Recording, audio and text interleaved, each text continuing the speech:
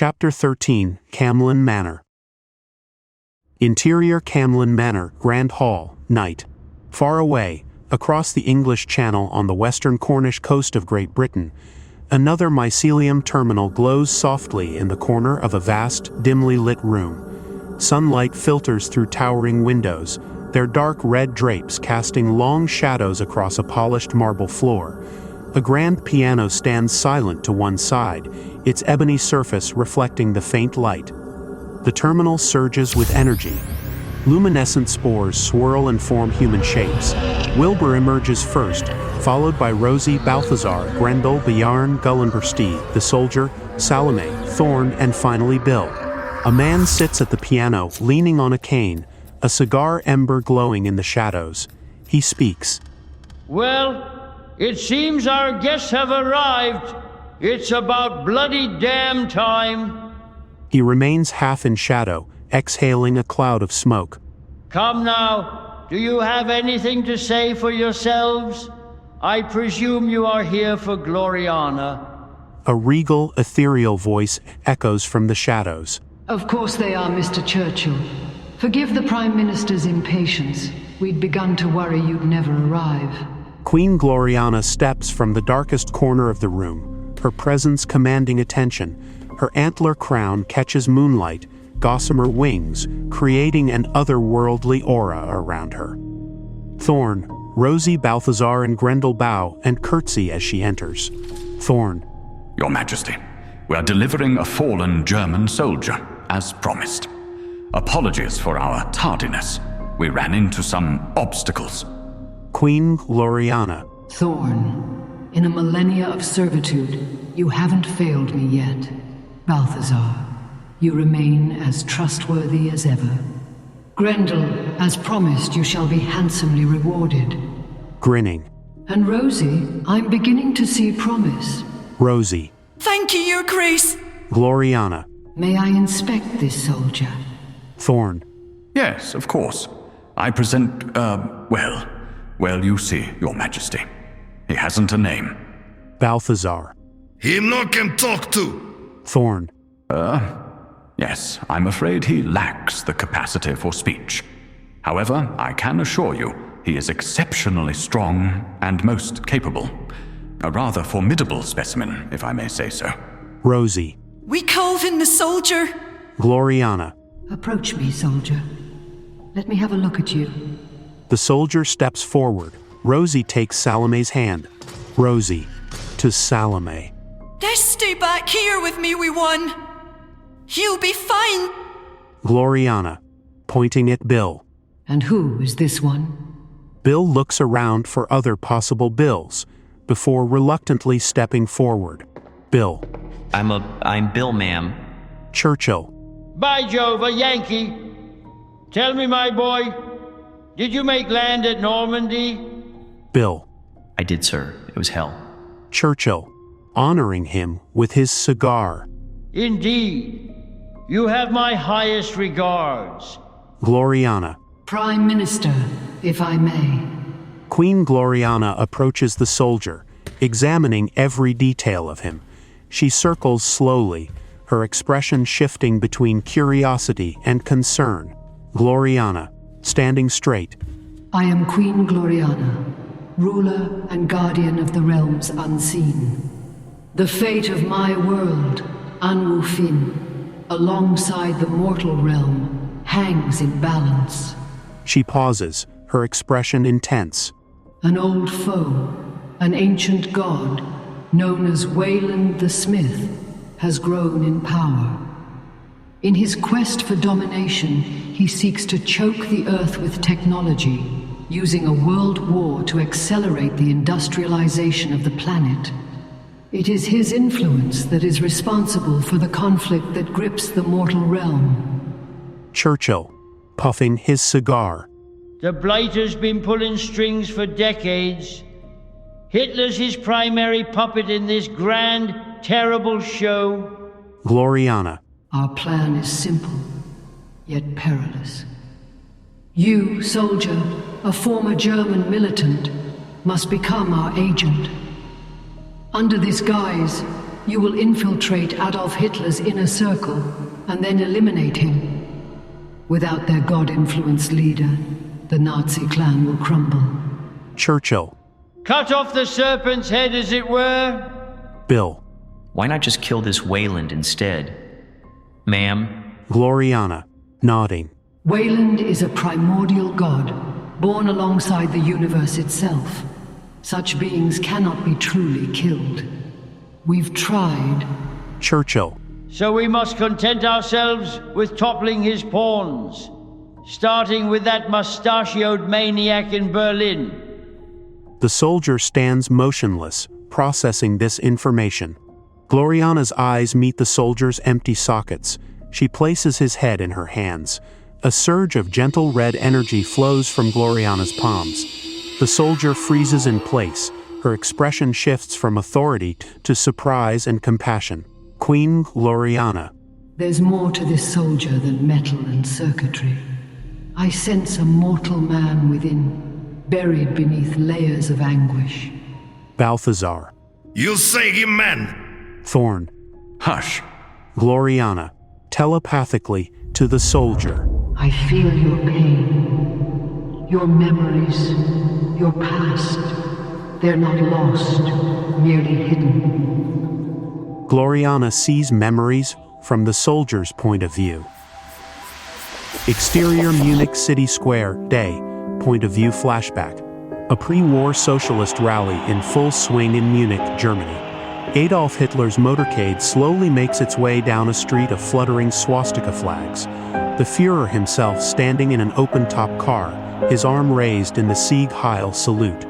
Crowds erupt in frenzied cheers, pushing and shoving to get closer to their leader.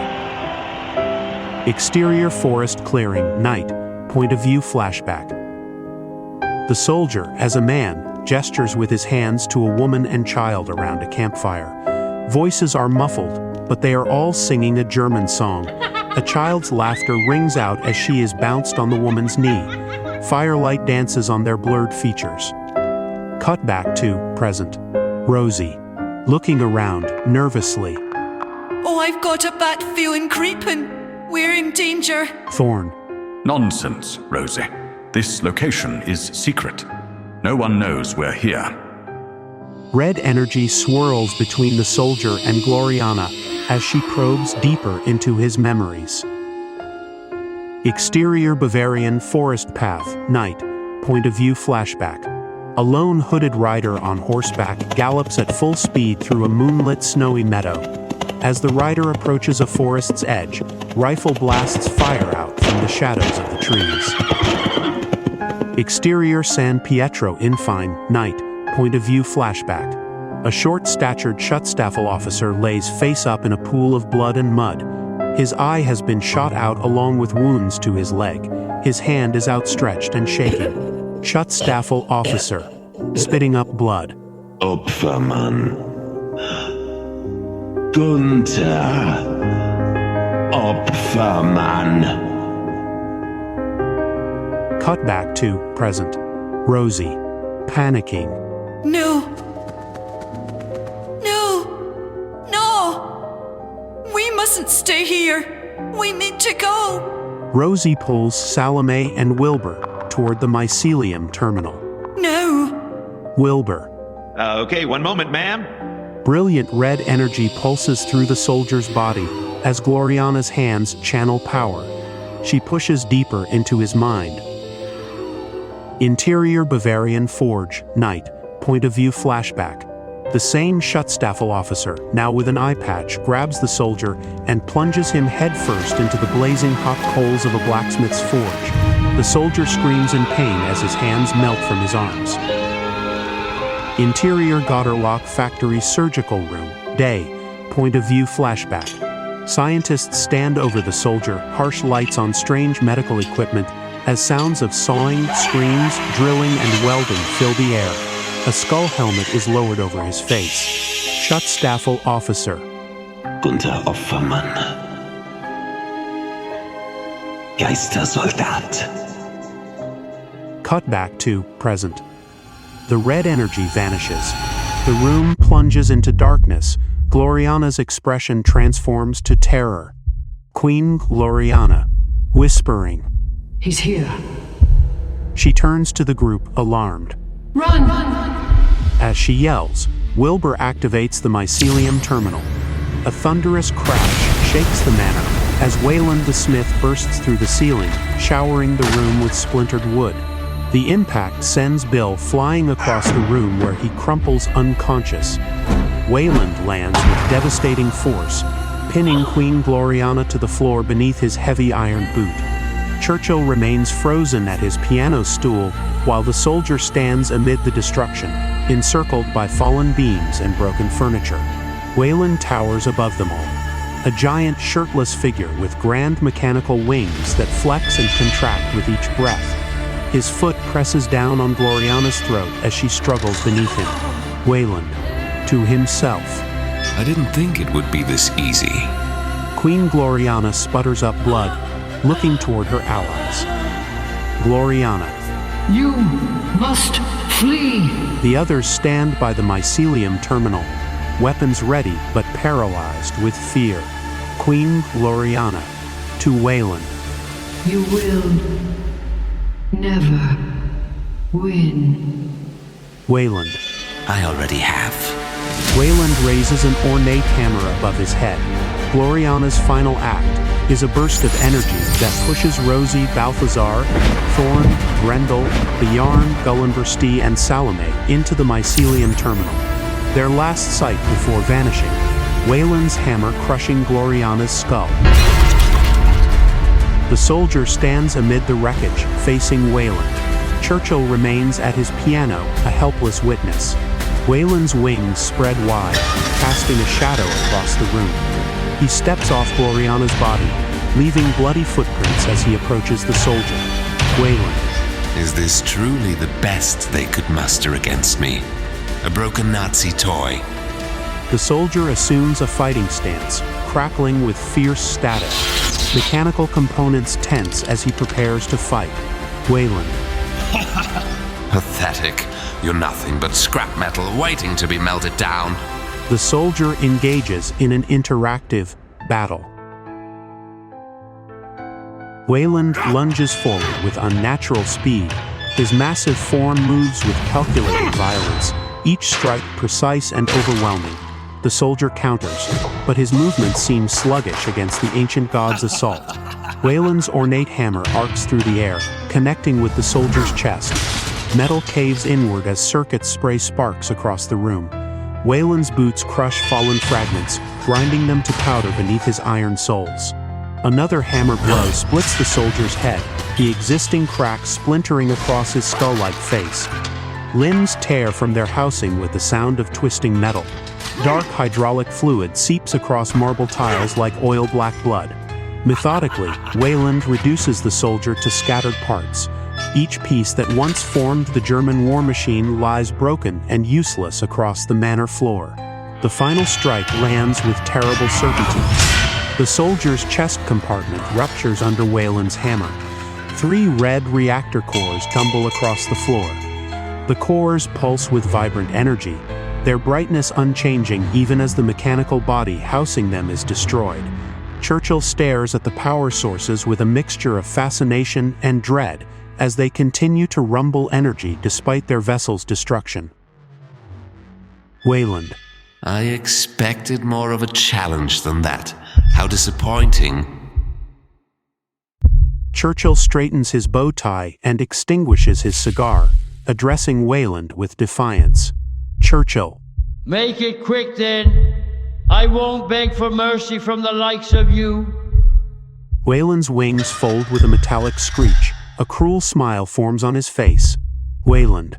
Oh, Winston, you misunderstand. I'm not here to kill you. Churchill frowns in confusion. In fact, I should thank you. You and your ilk. The ministers, the royals, the dukes, the generals. You've all been instrumental in my rise to power. He gestures grandly, his voice rising with fervor.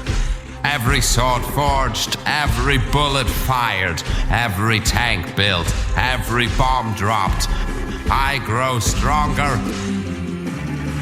You see, Winston, I need you to keep up the good work. Churchill pales as understanding dawns. Wayland continues, savoring the moment. You have two choices, really. Give up the fight and let Hitler run rampant across the planet, or defend democracy and continue the war alongside your allies. Either way, I win. Churchill remains silent. Wayland turns toward the wooden entry doors, wings unfurling. Do carry on, Prime Minister. I'll be watching with great interest. With a thunderous crash, Wayland kicks the doors open, sending splinters flying. Destruction echoes through the manor as he exits, leaving Churchill alone with the fallen soldier. The soldier's fragments begin to stir. Ethereal green tendrils of seed magic slither across the floor, weaving through the scattered remains. The fragments lift slightly, hovering just above the ground. Metal fuses with metal. Circuits reconnect. The shattered helmet reforms around its distinctive crack. The seed magic pulses rhythmically as it mends the seemingly irreparable damage. With a final surge, the soldier's reconstructed form rises to a standing position. The green tendrils recede into his joints, leaving no trace of his destruction except for a faint, otherworldly hum emanating from his frame. Churchill watches in amazement, his composure momentarily broken. Churchill. Good God, man. You're full of surprises, aren't you? The soldier stands restored. Glad to see you up and about. Would you mind checking on our American friend? I fear he may have caught the worst of it. The soldier nods and turns to Bill, who lies among the debris. As he approaches, Bill groans and pushes himself up. Bill, dazed. What happened? The soldier helps Bill to his feet. Bill steadies himself, still disoriented. I'm okay, just a little shook up. Bill notices Queen Gloriana's body. Is she... The soldier emits sad sparks. Churchill turns toward the shattered doors, his expression grave as he considers Wayland's visit, Gloriana's death, and the soldier's resurrection. Despite everything, he straightens his posture, refusing to surrender to despair. Churchill. Gentlemen, all is not lost. We may have suffered a grievous blow, but the fight continues. We shan't let that winged bastard get the best of us. Taking the soldier's arm. We still have you, after all. And Hitler still lives. Our plan hasn't changed. Wayland rudely interrupted our exposition, as there is still more to explain about this assassination scheme. He gestures for them to come closer, lowering his voice. I've been communicating with dissenting high-ranking officers within the Nazi regime. For the sake of their country, they want the war to end. They've devised a plan to overthrow German ministries, military facilities, radio stations and telephone exchanges on the event of Adolf Hitler's death. They call it Operation Valkyrie. When it's done, this resistance group will be in command of German forces and the country, not the Nazi Party, and they stand ready to act upon Hitler's demise. Bill looks surprised while the soldier processes the information. My lead contact, Colonel Klaus von Stauffenberg, is awaiting your arrival at a chapel in Berlin. Colonel Stauffenberg will then assist you by transport to the Führer himself, whereby as an undercover agent you'll commit high treason, ending Hitler's reign of terror, and in doing so, ending the war. Churchill produces a weathered photograph from his jacket and hands it to the soldier.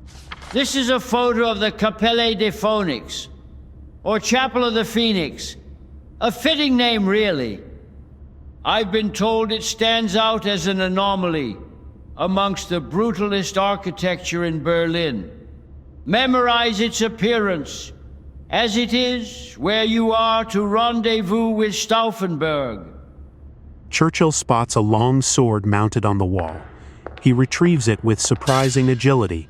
The blade catches the light as he faces Bill and the soldier. Now then, desperate times call for desperate measures, gentlemen, and a touch of ceremony never hurt anyone. If you wouldn't mind kneeling. He motions for them to kneel. Bill hesitates, confused, while the soldier complies immediately. In the name of His Majesty and the realm, I dub thee. He taps the sword on their shoulders. Knights of the realm, rise and be recognized, Sir William and Sir. Well, we'll work on a name for you later. Churchill hands the sword to the soldier, who tests it with practiced ease. Well, I say, that weapon befits you rather well. Bill looks overwhelmed. Bill. Mr. Churchill, Prime Minister, sir, I'm not cut out for this. I'm just here by accident. I can't help. Churchill's expression softens. Churchill.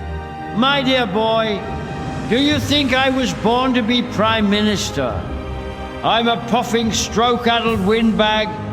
I'm not fit to run a country, let alone guide one through the darkest hours of war.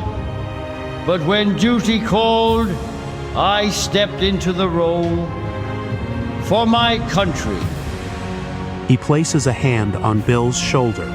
Sometimes the most unlikely among us are called to greatness. It's not about being ready, it's about being willing. Bill swallows hard, nodding as Churchill's words sink in. The silence breaks as Wilbur materializes from the mycelium terminal, cautiously looking around. Wilbur. Is everything all right? Is it safe? Churchill. Perfect timing. We must reunite these two with their fairy companions at once. Their mission is far from over. The soldier and Bill approach the mycelium terminal. Churchill, shaking Bill's hand. I doubt we'll meet again, but I trust you'll see this through. Churchill's expression darkens. He lowers his voice, glancing around. Before you depart, I must warn you all. There's a traitor amongst your company. Bill and the soldier exchange wary looks. Wilbur's smile fades. No one could have known we were at Camlann Manor. Not a soul. Yet Wayland found us with ease. Someone betrayed our location. The soldier scans the room methodically, as if searching for hidden threats. Wilbur. Well, that's quite the pickle. But fear not, I know just the place for a clandestine rendezvous. Wilbur activates the mycelium network. Bioluminescent spores surround the group. All aboard! Next stop, Björn's cozy abode amongst the remote mountains of Norway. The rest of your merry band awaits. As they prepare to leave, Churchill grips the soldier's arm, his expression grave. Churchill. Remember, trust no one completely.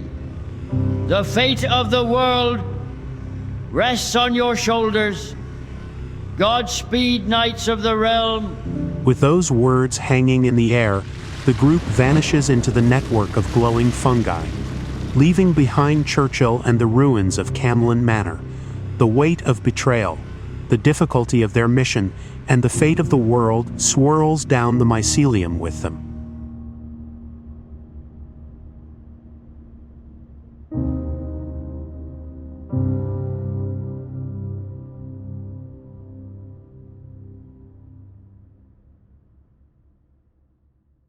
You just finished Act 1 of Unknown Soldier, a story, world, and video game concept by Nick James. Copyright 2025, we can rebuild him.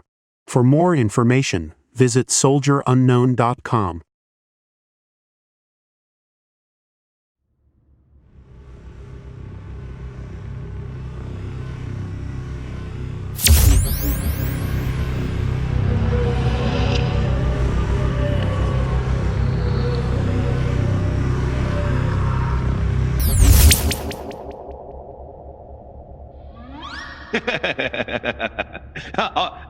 Thanks for listening.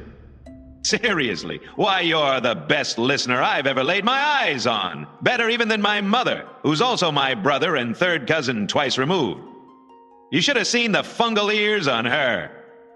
Say, do you have any questions about the story so far? I know I do. For example, is that Balthazar fellow really a walking, talking pancake? That's kind of weird, right? And what's that look like anyways? Oh, and here's one. What in the world is an interactive battle? I have no idea. Or more importantly, who do you think the traitor is?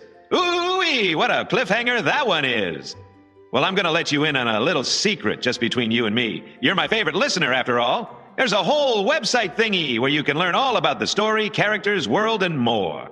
Simply visit www.soldierunknown.com.